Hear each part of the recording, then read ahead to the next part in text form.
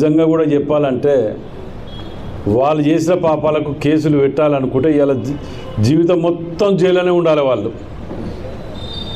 మేము చట్టాన్ని నమ్ముకొని ఓ పద్ధతి ప్రకారం పోతున్నాం కాబట్టి ఎంక్వైరీ, దాని ఆధారాలు ఇవన్నీ కూడా సేకరించి వాళ్ళ ముందు పెట్టిన రోజు ఎట్లాగూ మీరు పోతారు బిడ్డ, తొందరపడి ఒకటి ఏమే అని చెప్పి తొందరపడతానో కానీ తప్పకుండా మీరు జైలుకే పోతారు. ఇలా మేము ఏమి చేయకుండా ఇగో 52 కేసులు మా మీద పెట్టినాం. 52 కేసులు ఒక్కదాని మీద పెట్టినాయి. మాతో పాటు మా కార్యకర్తలు నాయకులు 20 మంది ఉన్నారు. హైదరాబాద్ చుట్టూ తిరుగుతున్నాం మేము.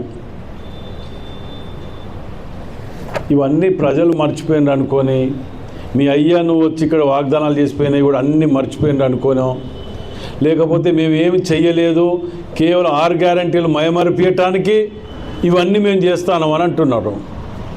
అసలు నువ్వు అటెన్షన్ డైవర్ట్ చేసేది కేసులలోకి వెళ్ళి ప్రజల మెప్పు పొందటానికి, మళ్ళా తెలంగాణ ఉద్యమంలో ప్రజలను రెచ్చగొట్టి బలిదానాలు చేయించినట్టు మళ్ళీ మీకేదో స్వాతంత్ర పోరాటానికి పోయి పీకిండట మీరు. దానికి మేమేదో వీళ్ళని ఇబ్బంది పెడుతున్నట్టు.